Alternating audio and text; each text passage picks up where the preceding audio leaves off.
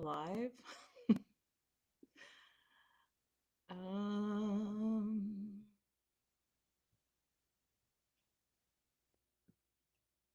Connect streaming software to start preview viewers. We'll be able to find your stream once you go live. Okay.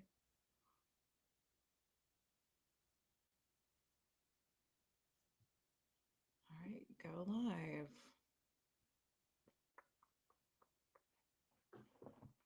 I am live. Okay. Now, all right, let me turn this off. Sleep. All right.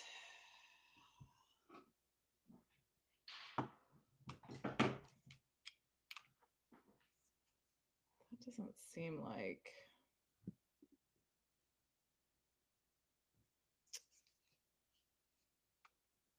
All right, y'all. Might just be me tonight. I hope other people will join me. This is my first time trying to do a stream using Riverside Studio. So I'm kind of glad no one's here because then I get to experiment and see what is happening. And it seems like there's a delay between what I'm seeing on YouTube and on here. I don't know if I like this. This is just definitely odd. um, Definitely a delay. This tab is using your camera and microphone. Okay. Got it.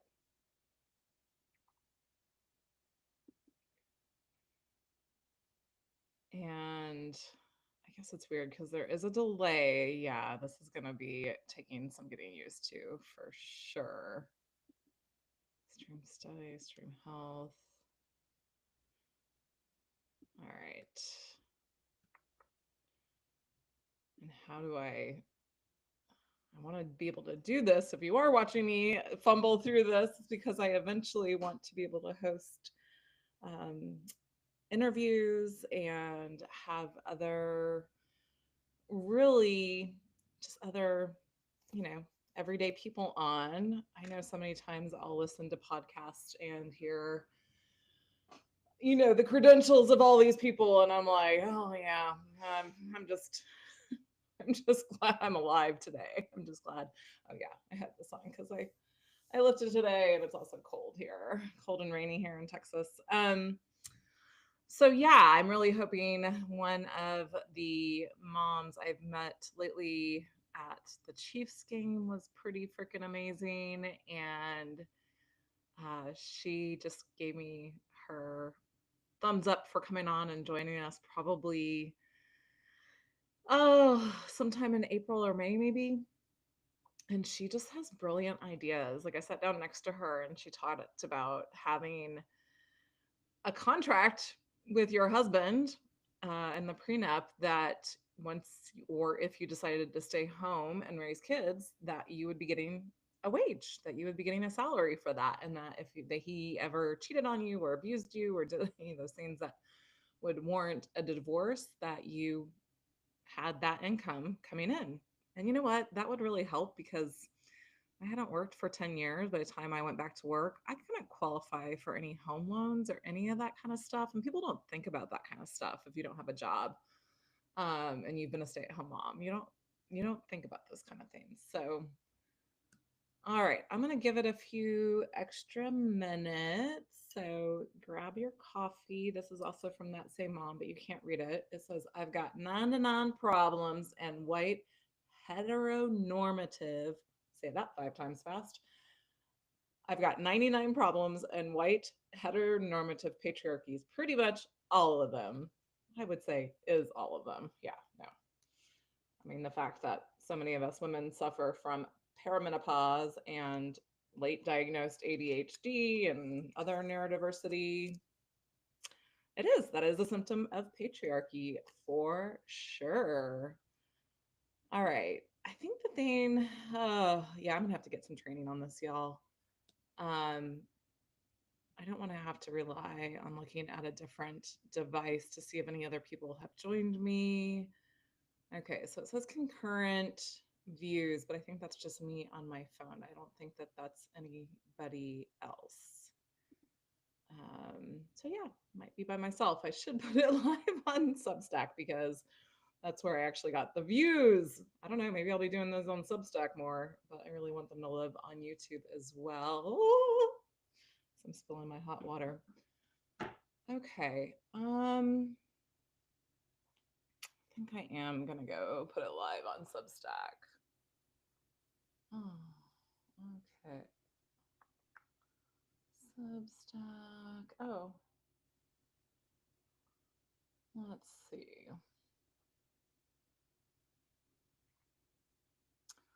Oh, how did I do this last time? Live. There we go. Auto title. Week 1 live Q&A. Oh, it's actually episode 1. Episode 1. Just do 1 return. Let's not email subscribers. Skip.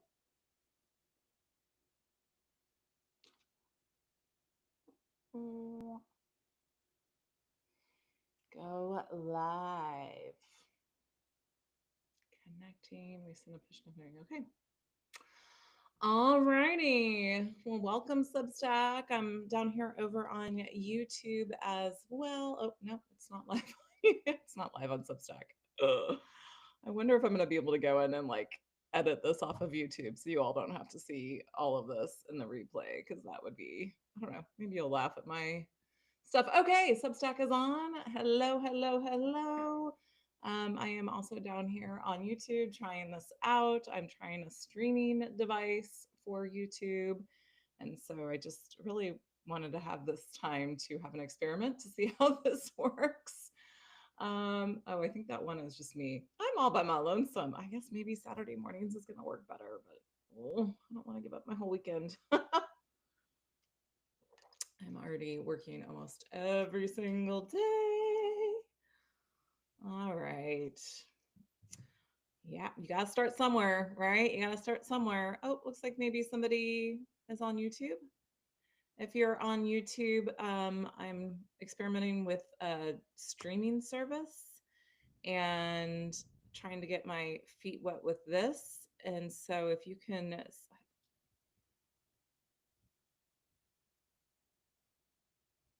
oh, are these actual messages from somebody? Neil, are you still on? I'm trying to manage way too much stuff. ASD patriarchy made that happen. Oh, thanks, Neil.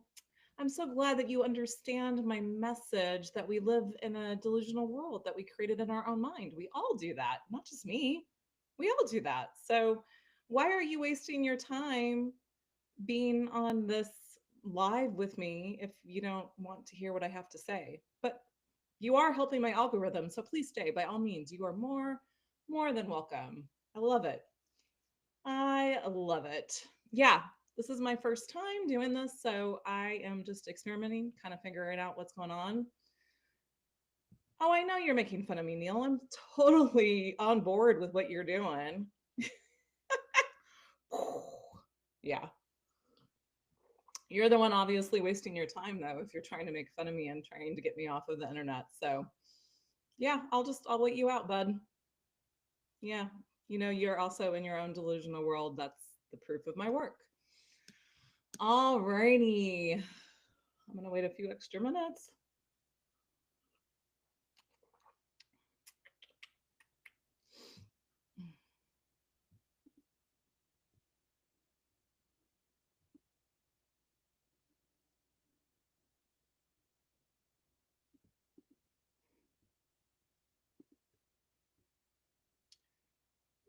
Yeah, we're just going to do that.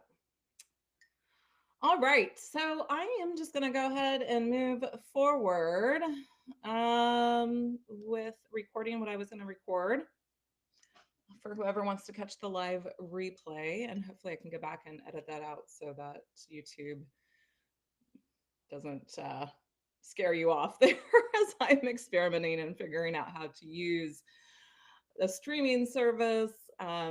Do want to let you know that there are some great things in the works as this business really starts to pick up, as this, not business, as this education, I would say, but it is a business, right?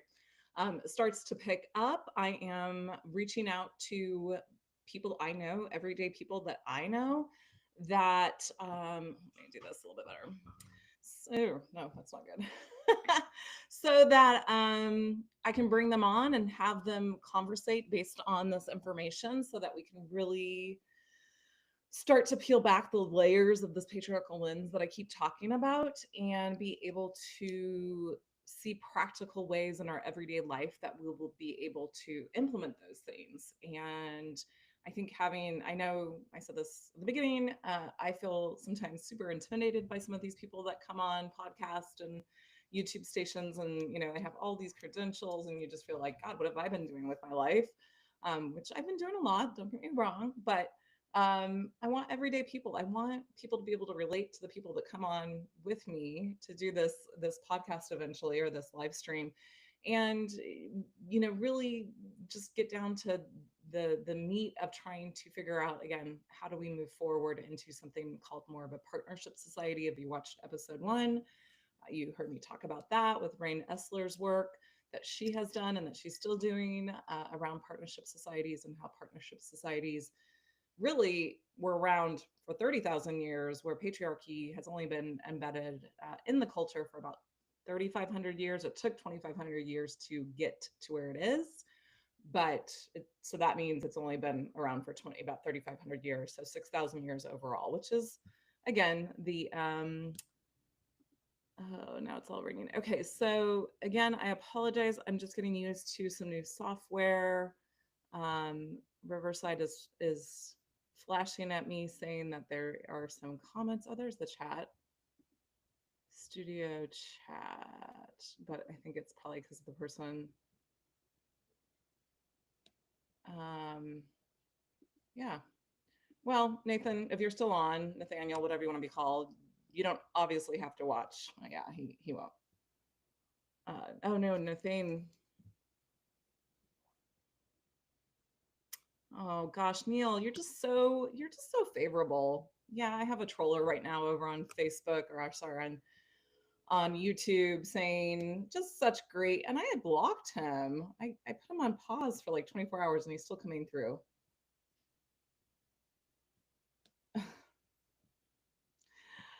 People don't understand when they troll, they're actually proving my point. It's so lovely. So Nathan, if you're not Neil, I don't know how you came up. Oh, maybe you're through Riverside. Again, I am so new to this Riverside. I've only done lives on YouTube. So this is about deconstructing patriarchy. It is not about blaming men. So Neil, get off your high horse. It's not about you.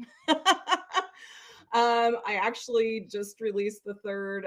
So I did a first episode, which was 30 some odd minutes long, and it was really too much. So I broke it down into 4 smaller episodes about defining patriarchy, understanding the 10 steps that it takes to get into patriarchy, um, how this affects men and the elite, because it absolutely does. And I'm not about hating men. That is not what this is about. When I talk about patriarchy, and I encourage everybody to go watch the videos, I guess the 2 people I see on the live chat here on Riverside are from Riverside. If you can clarify that, where are you coming from? Why are you here? um, I is it anti-Trump? So my take is, yeah, I'm not a Trump fan. Let's just start there. This deconstructing patriarchy is taking a 50,000-foot vision and seeing how we got here based on the ideology that built patriarchy over 2,500 years. Patriarchy's only been around for 6,000 years. And human beings, Homo sapiens, have been around for 300,000 years. So patriarchy has only been 1.1 to 2% of our existence. So it's not been around super long. And that means we have something else to look back at, which is called partnership societies, and be able to do something else. So these lives, just to answer Madik's question, or no, maybe it's Nathaniel's question, if you're still on, is these lives are meant to come the week after the Wednesday. So I'm trying to release the episodes on Friday and then be able to do a live Q&A based on those episodes, just be able to answer questions and help people interact with this material a little bit better. And yeah, so if you haven't watched the episodes, a lot of this might not make any sense. But this is also my first one. So I just released episode 1 on Friday of last week. Again, felt it was way too long. So I quickly went through and just made it into 4 separate episodes. You can get that on my YouTube channel called Deconstructing Patriarchy. And we will probably do this again next week when I get my feet are wet and I get a little bit more experience. I'm also over on Substack. Hello, Nadia. Good to have you, sweetie. I'm down here on YouTube as well, and just telling people what this is about. Don't know if I'm going to be able to continue to do this because it just feels really like I really wanted this to be kind of a class session, right? So you watch everything the previous week or, before you come to the live session, and then be able to answer any of your questions that you might have if you are, coming into the live session. So kind of like the office hours, I guess, if you will. Maybe that's what I should call it, office hours. So Nadia, did you watch the videos and did you have any questions? Debbie, you as well. Did you watch the 1, 2, 3, 4 episode 1, which came out last Friday, I believe, on Substack. And then today I just said, hey, I'm breaking these down on my Substack so that we can get little quick, more bite-sized, more manageable pieces to work with this material. Let me know if you all was able to watch that, and if you have any questions directly related to that. So I'm also down here on YouTube, and I'm streaming through a service called Riverside. And some people found me through Riverside. I mean, this is going to get way too confusing for me. And then I have a troller over on YouTube that is just making me laugh because then answer the question you have ignored 3 times on how the page. Why are you still on? Get off. Go do your life. You're not interested in what I have to say, and you're just going to use my time. So you know what? Yeah, you're blocked. Go report.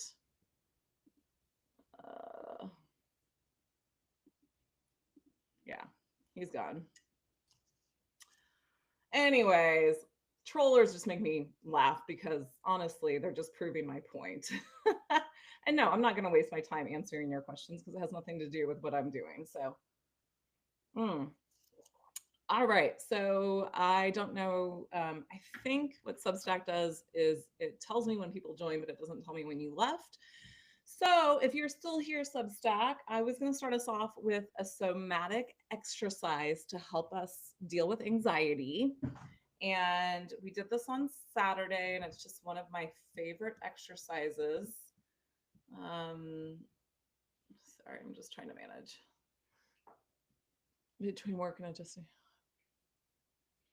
Yeah, awesome. Okay, great. That sounds great, Nadia. All right, so this somatic exercise, so somatic, if you don't know, means of the body. That's all it means. And Peter Levine pioneered this work called somatic experiencing, I think maybe back in the 80s or 90s, when he had a daughter who ended up choking and going to the ER and having to do some medical care for the choking. And then the next day, she was trying to like move her body and integrate the choking experience. And this just turned him on to the idea that the body needs a way to integrate the energy that's coming in at it, or any of the traumatic events that we have. And then he started to look at nature, and he saw that animals do this often, that they do this, what we call a somatic shake, to reset the nervous system and help adjust the energy that's flowing into and through the body at any point in time, especially if we've had a huge traumatic experience, and or a small one. So a car alarm going off and shaking you out of your, moment of hyper focus could be a traumatic event. So I like to think of trauma as nothing more than excess energy coming in or at you into your body, into your energetic system that we need to figure out a way to help integrate. So he invented this somatic, well, not really invented, but started teaching this thing called the somatic shake, which just helps do exactly what I just said. It helps to integrate and disseminate and to dissipate the energy, if you will. So if you think of a slinky, I don't know, Nadia, if you know what a slinky is, but we had them here in America. Um, and they, go down the stairs and there are these wire coils. Hold on just a sec. There are these wire coils that allow it to go down the stairs in a really fun way. And I like to think of that as the spinal cord. So if nothing happens to the wire coils, it will slink its way down the stairs. But if it starts to get too much pressure, the coils will start to get out of line and it won't be able to do what it needs to do. And that's a lot like our spinal column, our nervous system. So when we have too much energy coming in and we're not dissipating that energy, it gets stacked into our body. So I think of like, I used to work in personal training. A lot of people are like, there's no flexibility to their muscles. They're just super, super hard. That means that they're not moving the energy out of their body. So somebody that has a full range of motion, that is able to do a forward bend or be able to pull their arms backwards, that just means that they've been moving their energy. So I'm going to stand up and I'm going to go back here to my yoga mat. Let me turn this just a little bit, and you're going to see me do it's a little bit harder on the YouTube, but see if I can do it like this. You're going to see me do what's called the somatic shake. So I'm going to take this. It's kind of a little, I've realized when I hold this, it's not as good. But the somatic shake is essentially you're going to raise up onto your toes and then down to your heels. If you have any knee joint issues or any back joint issues, just do a little one. But you want your knees soft, but not locked. You don't want them too soft that you're going to go all over the place, but you don't want them locked, meaning you don't want to do that. If you can see that, you want them soft. And then the motion is really on the drive down. And what that's going to do is it's going to send this energy up the spine and start to release some of that energy in the spine. And after you've done that for a couple of minutes, no, we're not going to do it for a couple of minutes. Oh my gosh, no, this is set to 15 minutes. I set up to 15 seconds earlier. Come on. Oh gosh. Why? All right, y'all, this is really, I set it to 15 earlier. There we go. Okay. So we're going to do this for 15 seconds. So I'm going to give you a demonstration. I'm actually going to have to set this down through here because I don't want it to vibrate as I'm doing this. So I'm going to do it from the two different angles, and then you'll join it with me, and we'll do it for 15 seconds. So again, you're going up on your toes and down on your heels with soft knees, and you'll just see that drive down kind of starts shaking everything, and then I can go faster. And just let your arms be spaghetti. I mean, it's just like Taylor Swift says, just shake it out, shake it out. I love doing this with some drum beat type music. All right, so that's the front angle. Here's the back angle. Yeah, putting this on YouTube. You're just driving that energy down so that the shaking goes up your spine. You're letting your arms be jelly. You can even, if you feel comfortable, let your head be jelly. And you can go off the rails. Woo! And that is the somatic shake. And when you do this long enough, so I usually start people off with 10 to 15 seconds and then take a break, 10 to 15 seconds. If you do this up, work your way up to a minute afterwards, oh my gosh, you are going to feel amazing. Like you will be in an altered state. So just keep that in mind. Okay. On your marks, get set. 15 seconds on the clock. Ready and go. Oh, now it'll beep us. Yeah, you can see all my jiggles. If I can do this on the internet, so can you do it at home. All right, that was 15 seconds. Now just stop. Take a deep breath in. Hopefully this actually should help you to release some energy around the lungs. You are able to take a deeper breath in. Close your eyes if you want to. Your feet can either, I like to have them hip width apart. Forgot to say that. And just feel. I've done this a couple times, so I'm already feeling really good. Let's go ahead and do it again. And go. I like to make sign breaths out.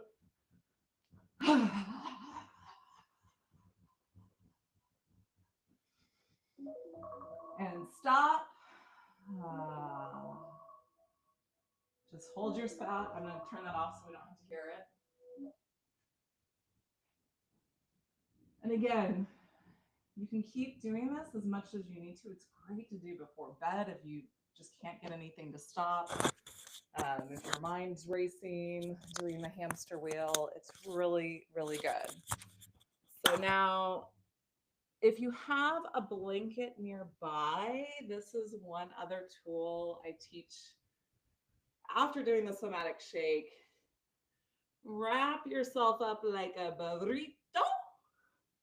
And if you have a rocking chair, whoop, wrong way. Come on. If you have a rocking chair, then you can do a little rocking. And this, again, is another somatic tool. There's a reason our bodies like motion.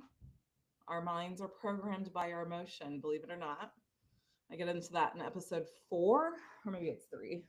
No, 4, 3. I can't remember. 1C or 1D. And then just sit for a moment and see if that doesn't help you feel a little bit more spaciousness. I'm going to stop talking for a second.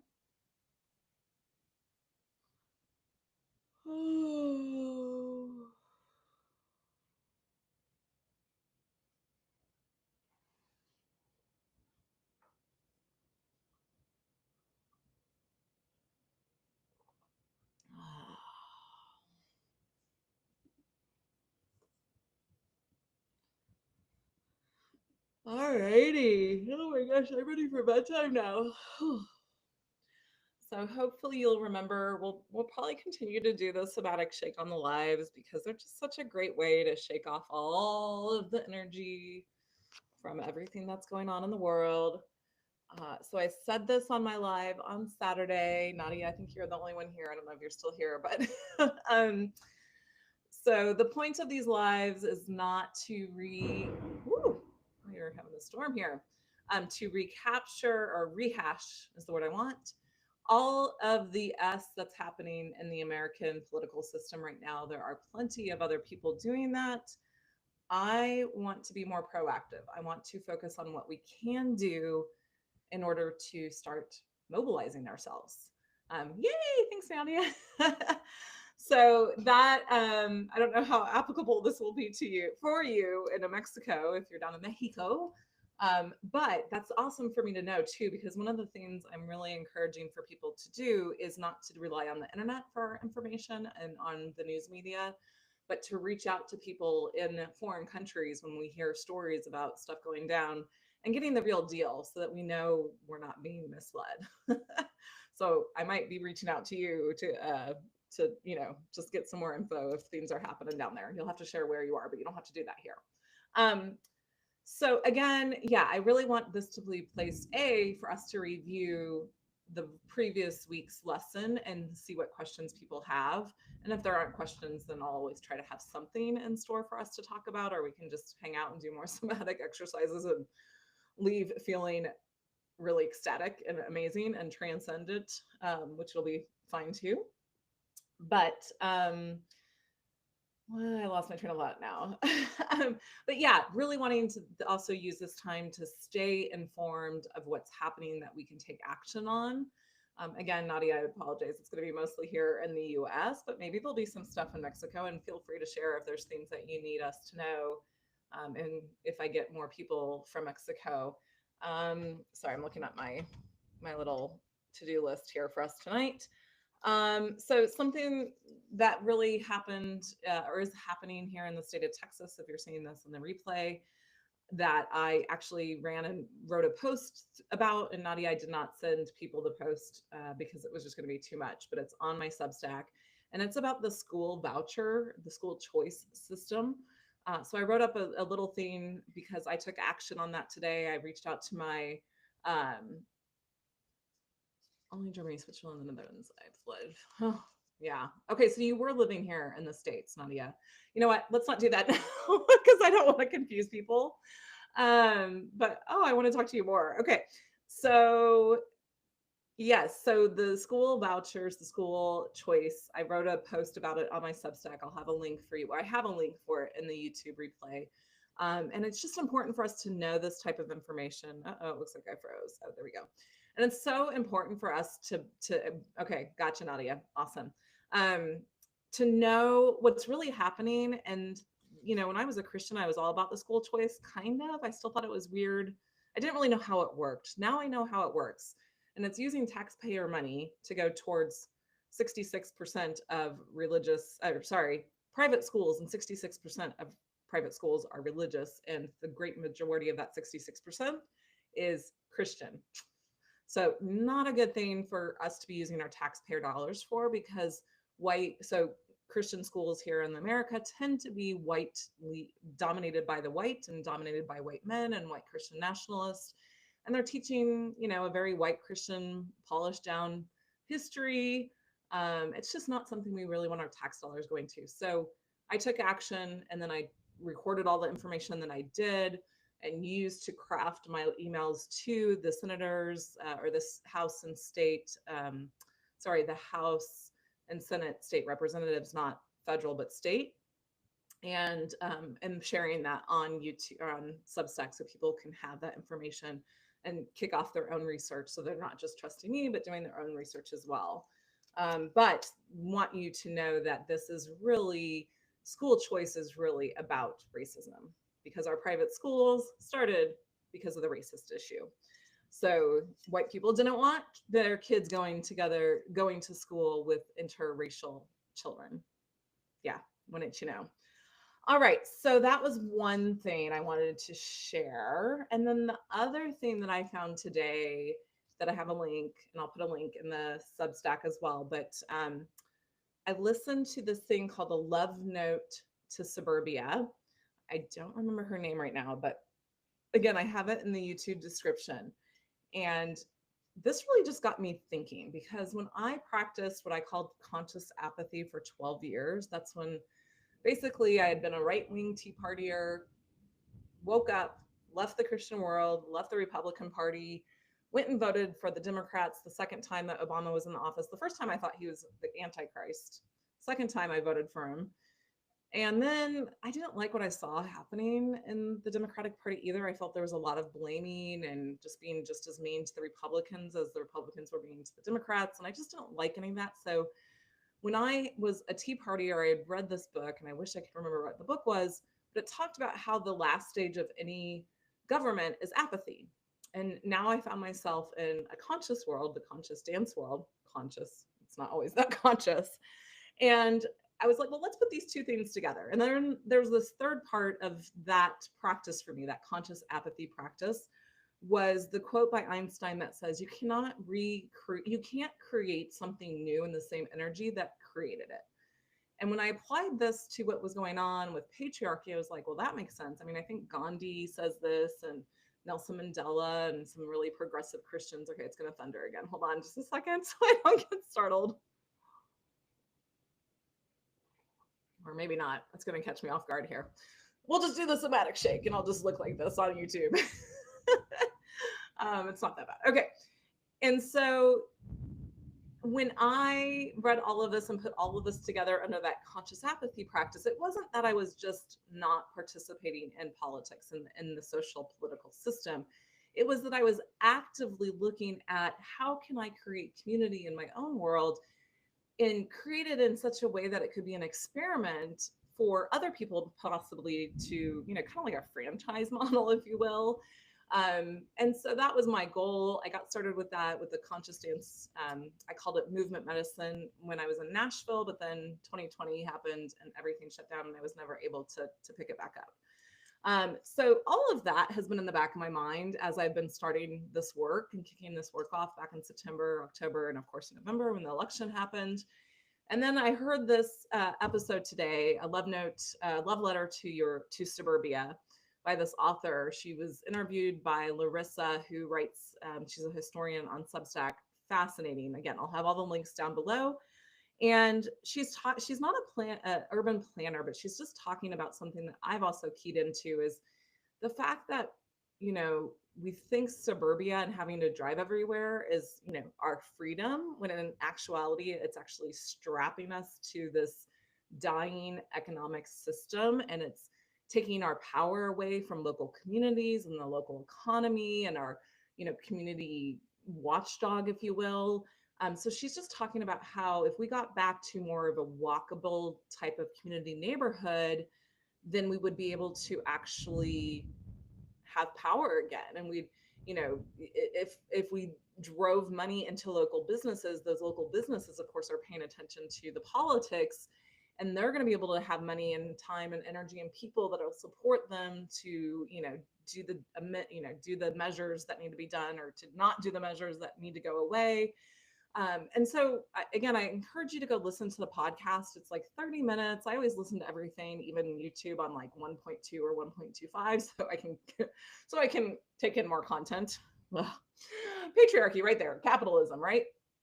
But no, really, this is good stuff. So that just gave me a big aha moment that, again, this idea of partnership societies that I mentioned in 1A, or the full episode of episode 1 with Rain Eisler, is this is a first step that we can really take to move back to partnership societies. And I don't know, maybe Nadia, you're finding that there in Mexico. But I know for me personally, as I've aged, I would like to do away with being in a house by myself as a single person. I'd love to live in more of a community type of environment where I can walk to my groceries, I can walk to restaurants, I can walk to a local bar, cafe, or whatever, where I don't have to get in the car all of the time, and have more of that European lifestyle. And I even want to look at maybe moving back to Europe just because of something like that, or maybe on the Mediterranean coast or something. So yeah, I just wanted to bring that up, as, you know, that is the type of forward thinking stuff that we're doing. So we're not just deconstructing ideas and ideology. That's only one part of the work here on this channel. We're also looking towards how we can rebuild our stories. And that's why I'm writing the historical fiction novel about Mary Magdalene being the Jesus, and not just Jesus being the Christ. Sorry, Mary Magdalene being the Christ, and teaching Jesus all this stuff about the Christ, and rewriting our stories, because we're allowed to do that. Neil over on YouTube there was telling me I was super delusional and just making all this stuff up in my head. I'm like, well, we all are. And that's the point of my channel. And that's the point of this first season, is to show us how much more myth history is than we think it is, and how little fact it actually is, and how much room there is to get creative and to rewrite our stories, especially our creation and cultural country identity stories. You know, the map is not the territory. This is one of the tools I give. Again, I can't remember, everything's blending together. But this is a coaching tool that I learned when I went through my coaching program, but I used it as one of the exercises, I think in 1C, pretty sure it's in episode 1C that I just put out this afternoon on YouTube. On Substack, you'll get it on Friday, I think. And the map is not the territory, meaning when you're looking at a map, it's a map. It's not the actual physical land in front of you. And when we're looking, you know, at the world, we're looking through this patriarchal lens that has developed a map for our brain to follow, whether it be gender roles, how we speak about men and women versus women and men. That's another little exercise tool plug I'll put in there, to help you start putting women first, even in your language. Makes a huge difference. But the map is not the territory, meaning what we've constructed in our head of history, of biology, well, maybe not biology as much, but sociology, of religion, is not the actual territory. It's not the complete full picture of history And so therefore there's a lot of room to create new maps and create new stories and to move in new directions. So that's the intellectual work we're doing, and then rewriting the stories as part of it, and then actually getting active in our communities and redesigning our communities to move more towards this thing. Yes, patriarchy is bad. Well, again, map is not the territory. Patriarchy at this point in stage, and I need to start using this language more, is more of a dominator. So, Nadia, this is a comment from Riverside. It's more of a dominator type of structure, and that you get into in episode 1A on on deconstructing patriarchy. Patriarchy in and of itself is not bad. It just means that the male line is how the family goes, how heritage and wealth is passed down, and that men get to rule. In practice, yes, it's been bad, because what happens is there's no check for the male ego. And the male ego is about, and this is, not everyone, but in general, the male ego is more about competition and fights and aggression. Well, that's what we've cultured the male ego to be. I don't know if that's exactly, because I mean, I've seen things, I'm now taking back my words. I've seen things of different cultures, like Native Americans. They don't train their men up that way. It's just how we've cultured men. And I have two boys and can say this is absolutely true. There's a book, totally going off tangent, called the Male Brain. And she wrote first the female brain, and then she wrote the male brain because she was curious to research it. And she's a doctor, scientist. And she actually proved through science that the male brain is more emotional than the female brain. But we train them out of their emotionality. And having two boys, I can tell you, they were super emotional when they were younger. And the first one, I was still pretty much of a, MAGA woman before MAGA was around. Um, and so, would tell my little boy, be tough when he hurt himself, and don't cry, be tough, be tough. And then the second one came around, I'm like, no, I was out of that world. So I was like, you cry all you want, move through your emotions all you want. Yeah. So yes, it being anti. So, and that's what I really make a point in that first episode is patriarchy. When I mention that word, is about the social structure. It's not about blaming men. It's not about blaming anyone. It's about understanding what type of social structure we are in that's invisible in this day and age. We can't see it because it's been hidden in the ideology that we've built the society on. And this is why, like, I proved to you why the ideology that women are second class citizens, that we're second, we're not equal to men, is through the ideology that built patriarchy. But it's not true. It's not the territory. There was thousands and thousands and thousands and thousands of years where women were, it was a matrifocal or matrilineal type of society, which is not the same as matriarchy. That would just be the opposite of patriarchy. But matrilineal or matrifocal just means that the heritage passed down through the mother line. And what that did is it actually took out this male ego to know who exactly their sons were. And it forced the men, because there's still communities in the world like this, to actually take care of all of the kids and to not try to have their kid above the other kid. And it just took out a lot of that male ego that is not in check right now.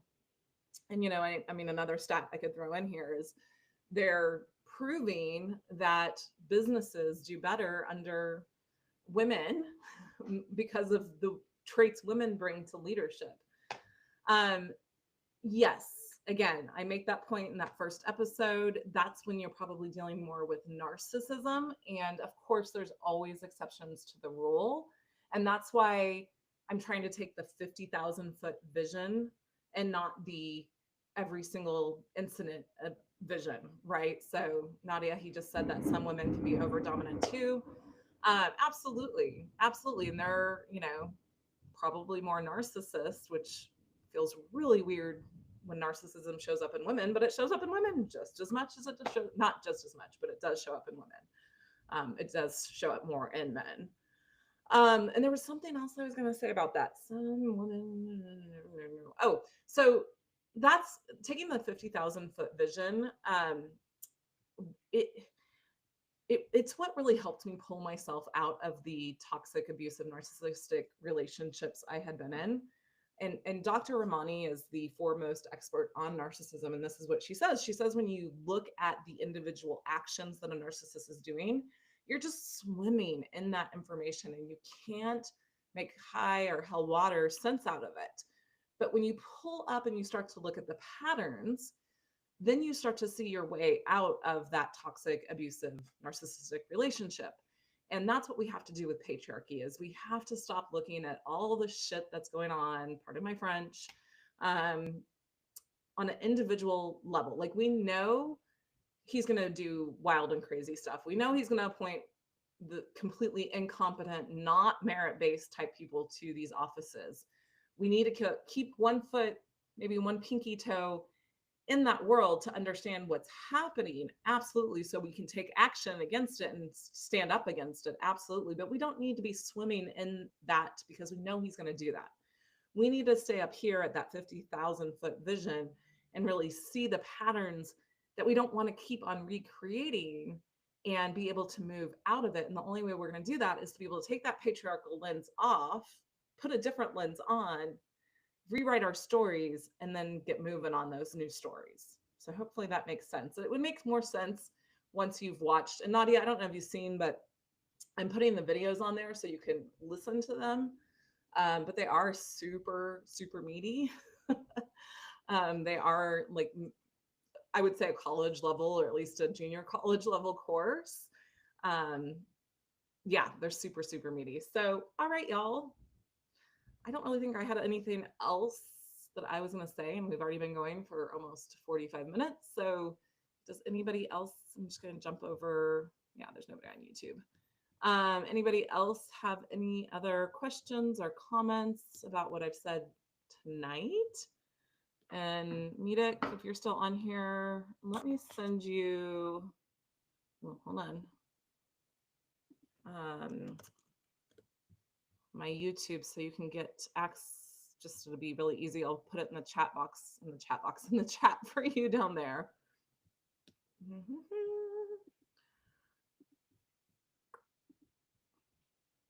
So let me actually give you the playlist. And if you just, the playlist should be, nope, that's the wrong one.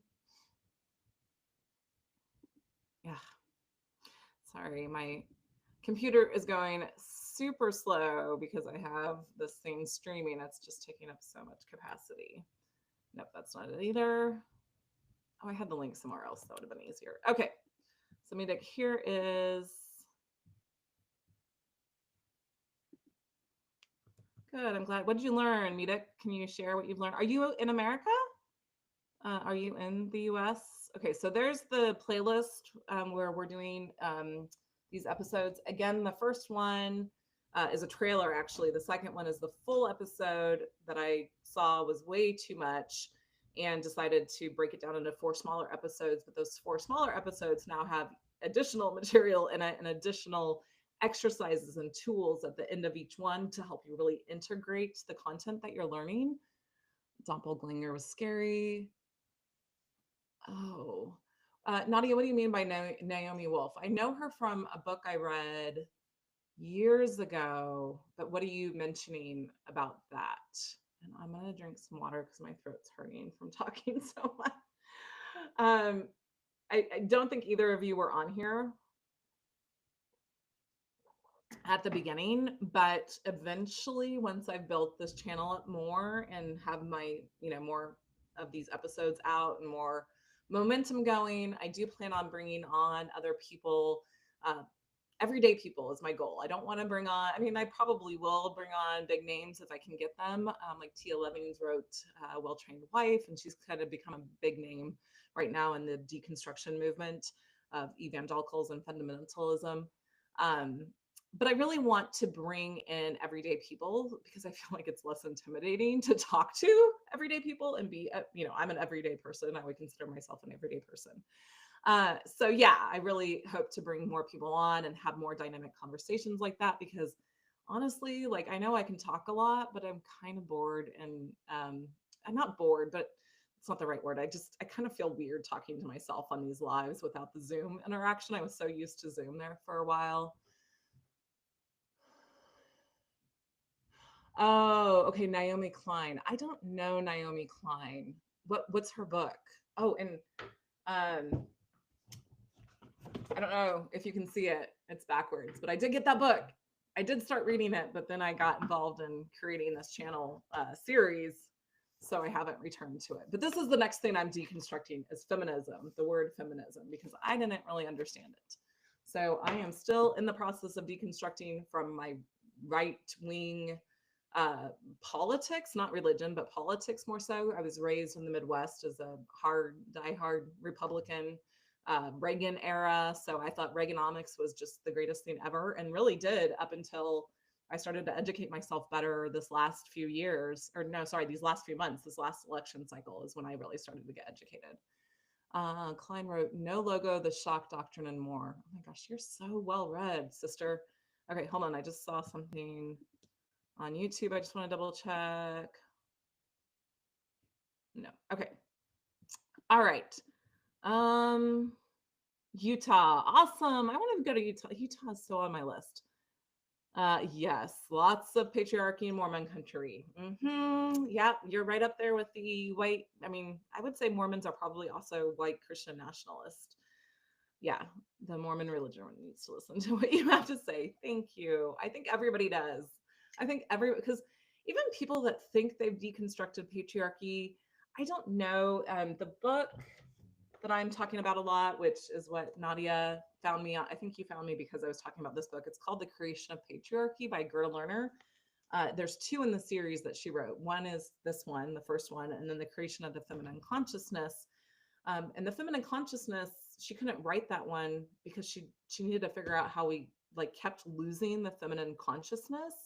And I think she was specifically talking about, because of patriarchy, women had to reinvent the wheel for feminine consciousness every, I don't know, couple hundred years because it got lost because of patriarchy, right? Which makes sense. Today, so she wrote these books in the 80s, 1980s. I relate the feminine consciousness because I think men are waking up their feminine consciousness, that more compassionate, collaborative, networking, kindness. Like, we can't keep going to war. We're going to destroy our planet. Like, no joke.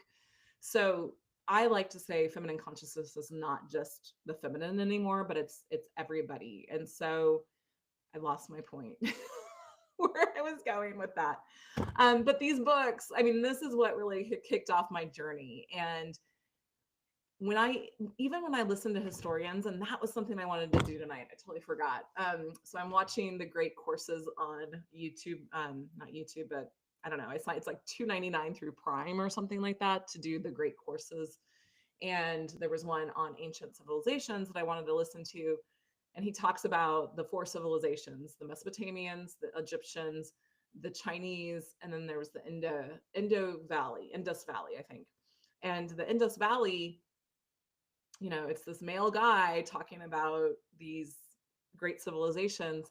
And he's just so baffled because most historians, and she talks about this in her book, that most historians look at life and history from that male patriarchal perspective, that lens that I keep talking about. So they're not able to see outside of it. So when they see this Indus Valley that has no depiction of war in the art, there's no temples, there's no king's palace, they're just confused by it.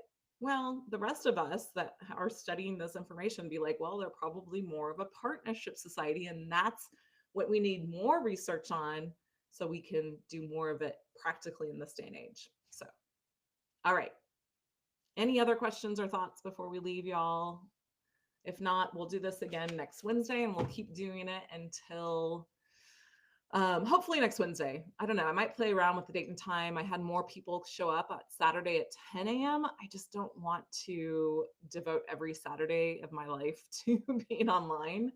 I'm really getting to that point where I think I need to take at least one day off a week. Back when I was little, when Reagan called the USSR the evil empire, I knew that he was lying, and in the reverse of the roles he claimed to be. Also, the 1980 October surprise. I think you might be a little older than me, Nadia, so I'm not sure. I was only 3 then, in 1980. Plus I felt the Vietnamese were the underdog heroes even before that. Oh my gosh, we're gonna have to talk more. See, so again, that's more of the like down in the muck picture of what's going on where I've been up here at the 50,000 foot vision, but now I'm like so fascinated by so many of these events. I love it. I was in the single digits too. Okay. Yeah, you're blowing my mind. Okay.